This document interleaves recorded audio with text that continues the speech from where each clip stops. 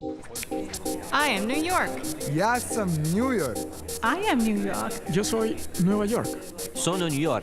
Je suis New York. Welcome to DiverseCITY, where we explore New York City's eclectic enclaves, one neighborhood at a time. I'm Zyphus LeBron. This month, we're in the city's most diverse borough, Queens, in one of its most diverse neighborhoods, Jamaica. The area is located just north of JFK Airport and is currently in the midst of a middle-class housing boom. That's a far cry from 2008, when Jamaica recorded the most foreclosures in the city. Over 40% of the population here is immigrant, and more than 60% African American.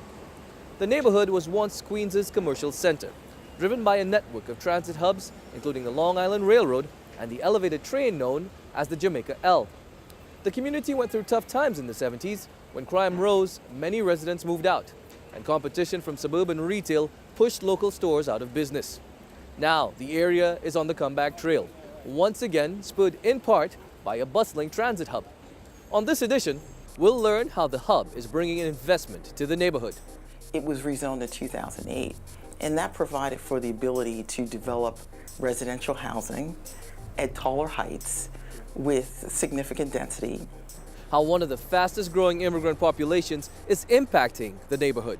Businesses are flourishing, a lot of people are homeowners, and a lot of people are coming out, participating in the electoral process and active in the community.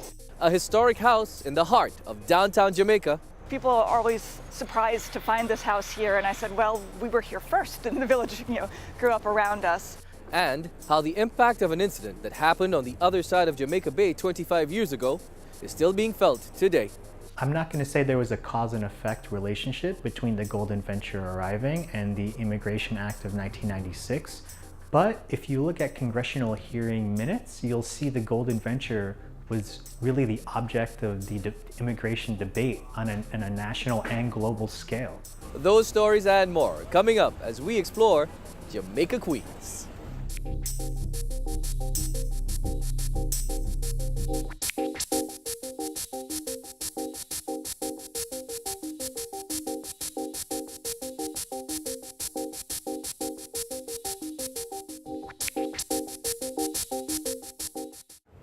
Forget Williamsburg or the Lower East Side. Jamaica is the newest development frontier in the city.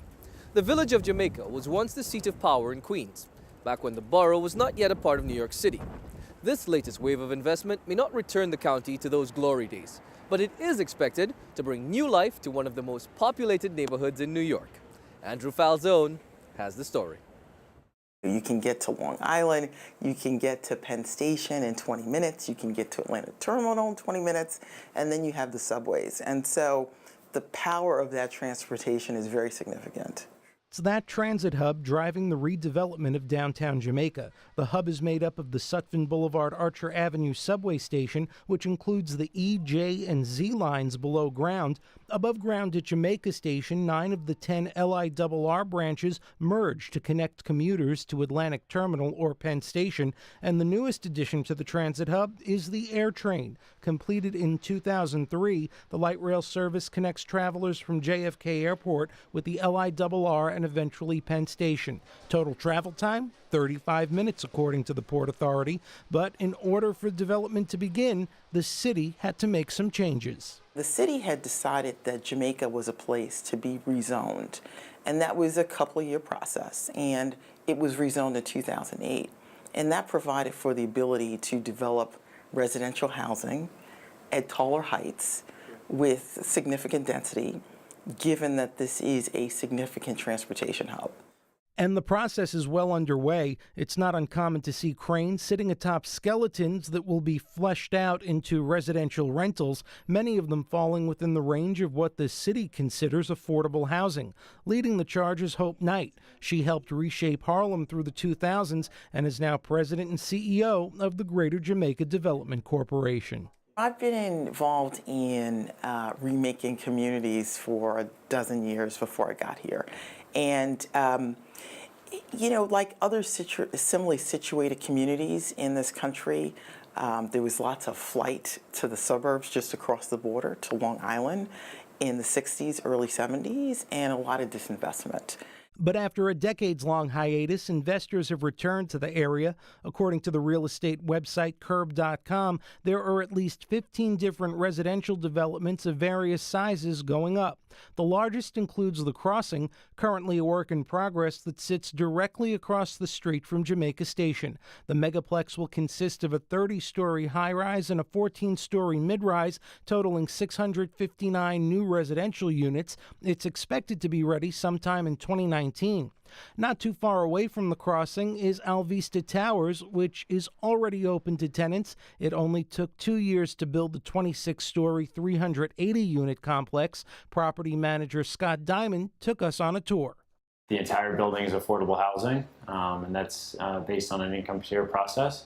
I think, honestly, a lot of our tenants have been incredibly surprised, not only with the product and the appearance of all of our apartments, but just to find this type of building in Jamaica right now. And that surprise may be due in part to the zoning that still exists around the area. Despite the 2008 rezoning, it's still not uncommon to find a residential home sitting next to an industrial lot, and other parts of the area are still heavily industrial, but Knight says it's all part of the plan. We wanted to pay, great attention to the ability to continue to attract manufacturing businesses here that create jobs that are good for people from a living wage perspective.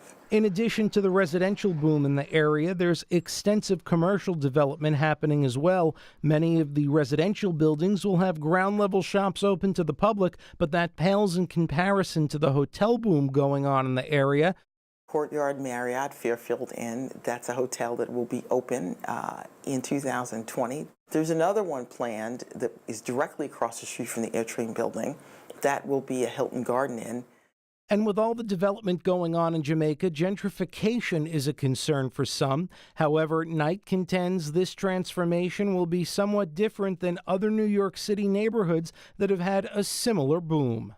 Gentrification posits that, you're moving people out of the community. There will be some rent pressure on existing residents, and I will not deny that. But I think largely you're going to have a community that reflects what is here today.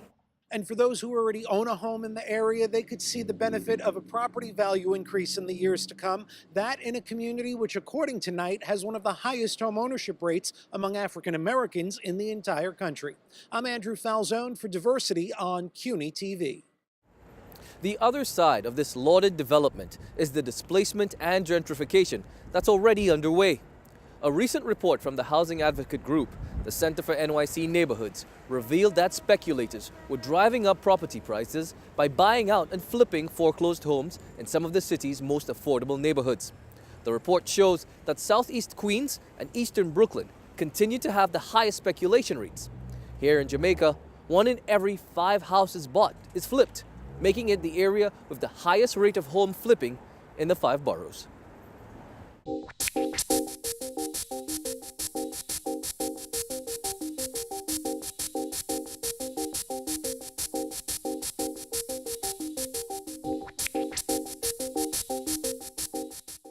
Between 1980 and 2014, Jamaica's population nearly tripled, in large part due to an influx of immigrants. Asians were the fastest growing segment. One of the groups making up that population are Bangladeshis. They've been quietly carving out a niche for themselves in New York for the last 20 years. Bangladeshis are now considered the 5th largest Asian group in the city. Gary Pierre tells us more about how that community is making its presence felt here in Jamaica.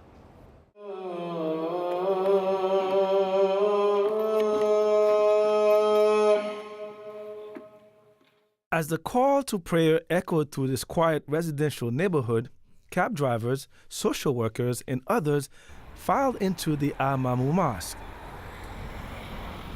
Many of them are members of the growing Bangladeshi community who call Jamaica Queen's home.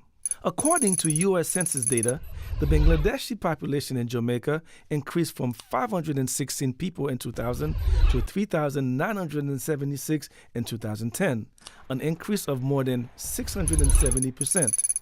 Some residents say that they are attracted to the area because of the transportation hub into Manhattan, good schools, and low crime. Fakrul Islam Delwar is an advocate and a member of the local community board.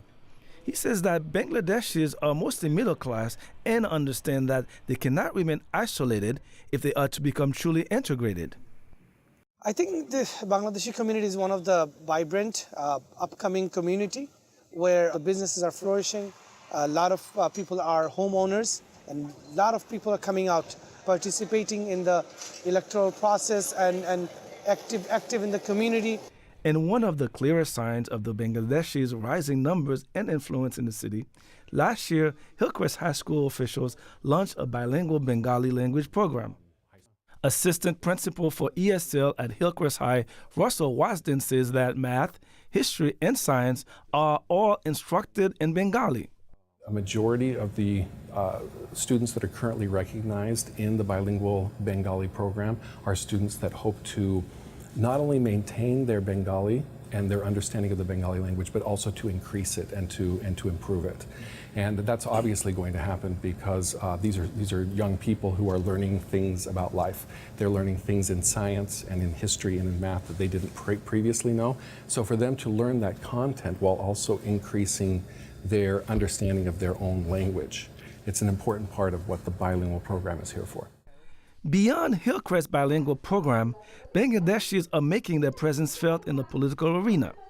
Mohammed T. Rahman is a retired city civil servant, a tax preparer, and a political. Last year, he threw his hat into the political ring, unsuccessfully challenging Rory Lankman, the incumbent city council member in Queens District 24. He lost in a landslide, receiving 11% of the vote under the Reform Party line.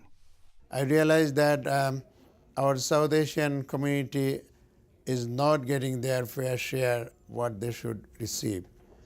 And Queens is most diversified in the nation, but we don't have any diversified leadership. That is the problem. And we want our elected official to give better service for our community, including all other communities. So that is the reason I decided when I retired from the city government last year in March, so I decided to run for the office. This Queens enclave is the latest community in the city where Bangladeshis are making their presence felt. There are also large pockets in Midwood, Brooklyn, Parkchester, Bronx, and Jackson Heights. The people serving us, I'll say they are career politicians. They are very smart. They want to keep their power decades after decades. And that is the reason they are not really giving equal service to all communities. As they mature, this community is following the classic immigrant roadmap. You settle here, and as your numbers increase, you influence politics, and then run for office. Eventually, elect your own. This election was very important. As immigrant community, within our community, we have to adopt the American way of life, and we have to find ways to work with other communities. For DiverseCITY, I'm Gary Pierre.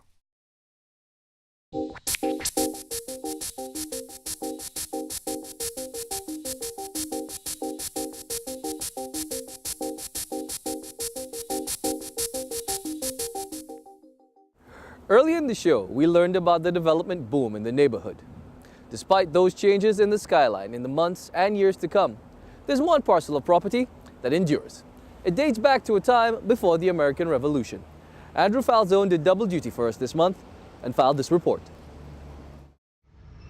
Nestled in a city park along Jamaica Avenue, you might not expect to find a piece of American history, but that's exactly what the King Manor estate is. While this picture dates back to 1909, the history of the sprawling property dates back to the 1730s. The estate served as home to a prominent family during the post-revolutionary period. King Manor was the home of Rufus King, one of the framers of the Constitution, an ambassador to England, and an early voice in the anti-slavery movement. He lived here with his family from 1805 until his death in 1827. Rufus King signed the Constitution on behalf of his home state of Massachusetts, but later moved to New York at the urging of Alexander Hamilton and served as one of New York's first two senators. When King purchased the multi-acre property in 1805, the village of Jamaica looked very different than it does today. The house had originally been on a farm. It was a 120-acre farm. As the years went on and generations went on, the family sold off most of the land, and we have the development of Jamaica around us. The home is a gateway to American history. A large dining room that doubled as a dance hall has been restored, as has Rufus King's personal library, where you can come face to face with one of the country's founders. We certainly have a lot of old and we have a lot of new. Yes, people are always surprised to find this house here, and I said, well, we were here first, and the village, grew up around us. These old wooden steps lead up to the servants' quarters, and when we visited, the old kitchen was getting some TLC. King had no slaves and instead paid everyone who worked on the estate. The home stayed in the family for multiple generations until the village of Jamaica bought it just before joining New York City in 1898. It then became part of the New York City Parks Department. It really shows how both the building and I think the museum has kind of been a cornerstone for this neighborhood, and we will continue to be, and we'll see what transpires here. If you'd like to visit Rufus King Manor here in Jamaica, it's open year-round except for January, when they're closed for the whole month. I'm Andrew Falzone for DiverseCITY on CUNY TV.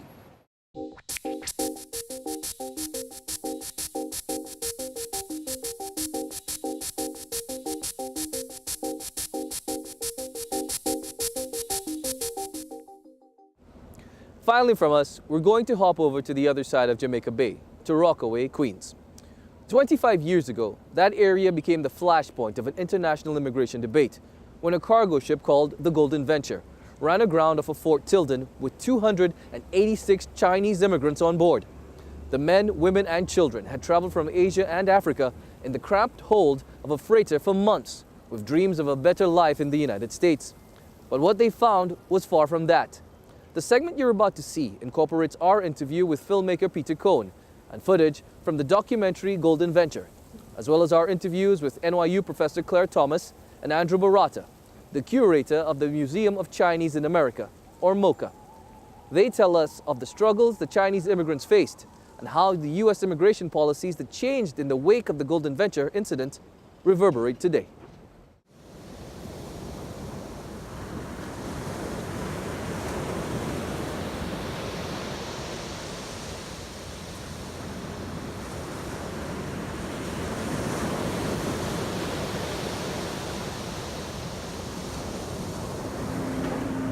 在讲我要生了第二个女儿的时候，政府开始抓我了。开始他说你的抽计划生育嘛，把我的房子都借了，电视全部都给他打掉了。政府要知道我们2个女儿的时候，才开始对我们进行那个抓我们是要去检查什么事情。就是从这个开始，我们有2个出国念头。I remember this because I was a child at the time. I do remember seeing a ship, and I remember seeing all these Chinese folks on television. My mother's Chinese, and I just remember her sort of crying. She felt really bad for these folks. My mother's family also fled China in the early part of the Cultural Revolution, so there was already a lot of sympathy for their experience. This is World News Sunday. New York City and federal officials are tonight trying to find out who was responsible for trying to smuggle hundreds of illegal Chinese immigrants into the United States. A dramatic reminder today of how desperately some people want to live in the United States. In Chinese, it's called Taodu, stealing passage. In 1993, the Golden Venture was probably top 2 news stories in this country next to the World Trade Center bombing. And they were completely dehumanized in these representations. They were just these masses and hordes. And the media treated it as a very sensational topic. The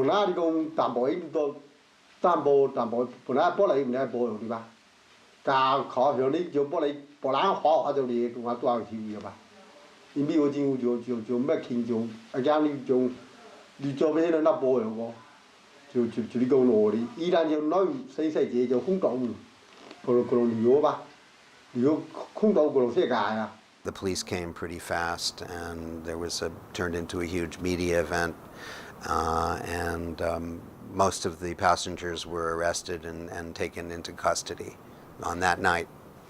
Established practice would be to release them on bond. Officials decided to change the policy.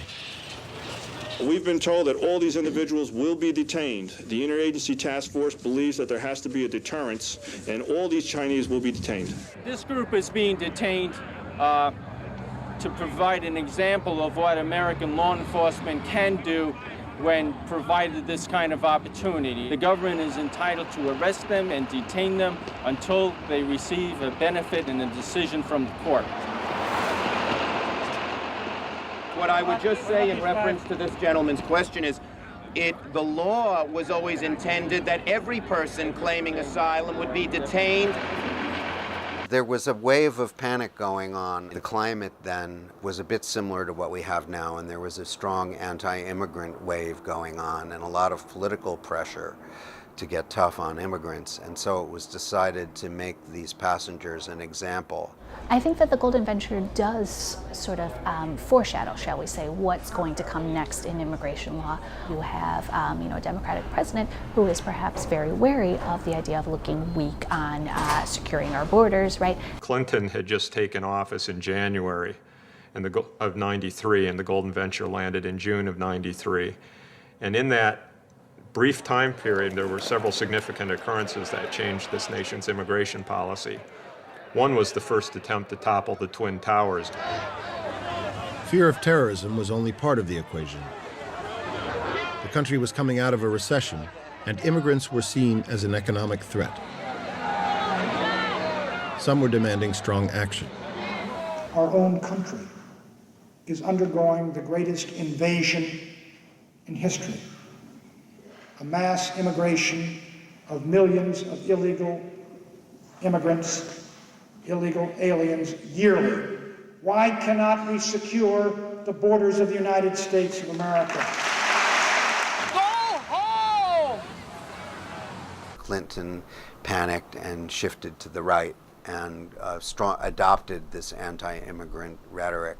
The simple fact is that we must not and we will not surrender our borders to those who wish to exploit our history of compassion and justice. I'm not going to say there was a cause and effect relationship between the Golden Venture arriving and the Immigration Act of 1996, which created more restrictions and expanded the grounds for deportation.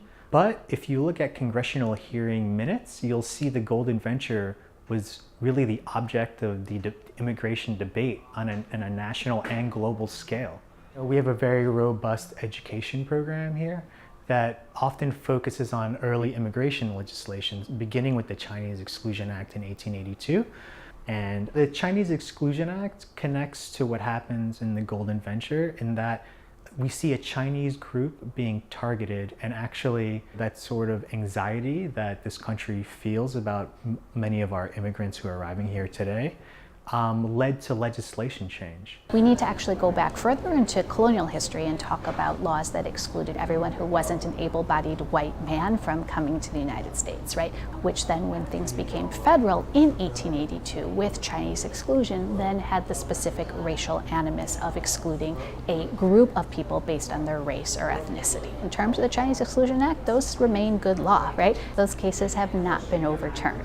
So to me, it's not at all surprising, right, that these racial undertones or these extremely exclusionary undertones are still there. When we're taking a look at our 1996 laws, sure, they're working exactly as they were intended to and being strengthened, which is to deport those individuals that don't fit into that particular box, right?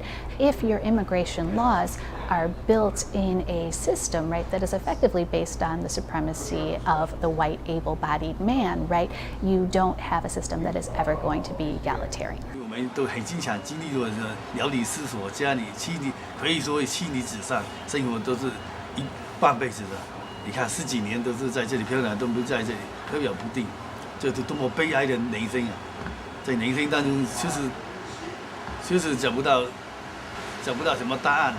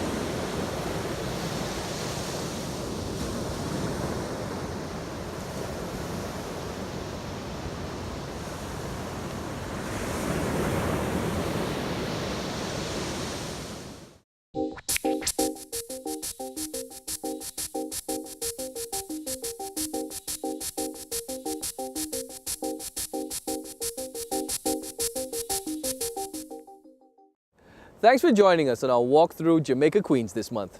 On behalf of all the good folks who put this show together, would like to wish you happy holidays. Join us in the new year when we'll journey to Harlem, a storied neighborhood in our diverse city.